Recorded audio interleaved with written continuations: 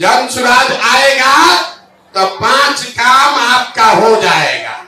याद करिए, अब इसको लिख लीजिए। पहला काम, आपके घर के बच्चे जो बाहर गए हैं मजदूरी करने, जो बच्चे आपके बेरोजगार बैठे हैं, उसको नौकरी हो या न हो, लेकिन साल भर के अंदर हर आदमी को 10 से 12 हजार रुपया के रोजी रोजगार का व्यवस्था यही सुपौल, यही बिहार में करके दिया जाएगा। अगले वर्ष जब ये जन सुराज आएगा तो जिसका बच्चा 15 साल से कम उम्र का है, उसके कपड़ा लत्ता पढ़ाई का पूरा व्यवस्था सरकार अपने खर्चा पर देगी। और खाली सरकारी स्कूल में नहीं, जब तक सरकारी स्कूल नहीं सुधरेगा तो गरीब को यह सुविधा दी जाएगी, आप अपने बच्चे को प्राइवेट में भेजिए और फीस आपके बच्चे का सरकार भरेगी, ताकि गरीब का बच्चा भी अंग्रेजी स्कूल में पढ़ सके। होना चाहिए कि नहीं होना चाहिए? तीसरा बात, दिसंबर 2025 से 60 वर्ष से ज्यादा उम्र के हर महिला पुरुष को 2000 रुपया मासिक पेंशन का व्यवस्था जरूर कर दिया जाए। होना चाहिए ना भाई? ये महंगाई के जमाना में 400 होना चाहिए कि 2000 होना चाहिए? 2000 होना चाहिए ना। चौथा संकल्प, जिसको महिला को बिजनेस व्यापार रोजगार करना है, जब सुराज आएगा तो आपको 4%, सिर्फ 4 रुपया सालाना ब्याज पर आपको काम करने के लिए सरकार से पूंजी पैसा मिलेगा, ताकि घर घर महिला अपने रोजी रोजगार कर सके। कितना? खाली 4% पर। याद रखिए, अभी आपको गांव में 3%, 4% महीना का ब्याज लग रहा है।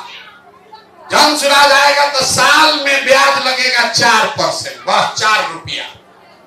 और अंतिम बात, जो किसान सब्जी उगाइएगा, मसाला उगाइएगा, तो नगदी फसल करने वाले सभी किसान को मजदूर की सुविधा मुफ्त में सरकार की ओर से दी जाएगी।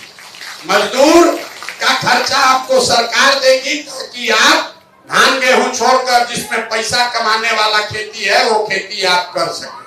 5 चीज जो हम लोगों ने कहा है वो प्राथमिकता के आधार पर निश्चित तौर पर हो जाएगा।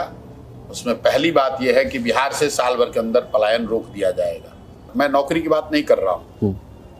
बिहार में राजनीतिक और सामाजिक जीवन में रहने वाले लोगों को ये समझना चाहिए कि आप पूरे इतने बड़े आबादी को सरकारी नौकरी नहीं दे सकते, लेकिन इतने बड़े समाज को आप अच्छा पढ़ा सकते हैं, इतनी बड़ी जनसंख्या को आप रोजी रोजगार की व्यवस्था कर सकते हैं। तो जन सुराज का पहला संकल्प ये है कि साल भर के अंदर यहाँ डिस्ट्रेस माइग्रेशन रोक दिया जाएगा। यहाँ पर लोगों को 10 से 15 हजार रुपए की नौकरी रोजगार की व्यवस्था कर दी जाएगी। दूसरा ब्लूप्रिंट ये है कि बिहार के हर बच्चे के लिए एक अच्छे पढ़ाई की व्यवस्था, 15 साल से कम उम्र के बच्चे के लिए पढ़ाई की व्यवस्था हो जाएगी।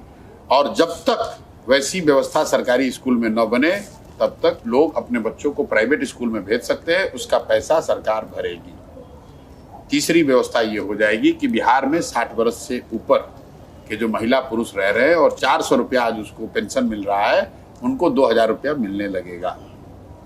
चौथी बात ये होगी कि बिहार में जो महिलाएं हैं, जो कामकाजी महिलाएं हैं, जो घर में बैठी हुई हैं, कुछ करना चाहती हैं, उनको 4% सालाना ब्याज के दर पर उनको लोन मिलने लगेगा, ताकि वो अपने घर में कुछ ना कुछ रोजी रोजगार कर सकें, अपने और अपने बच्चों के लिए कुछ धन अर्जन कर सकें।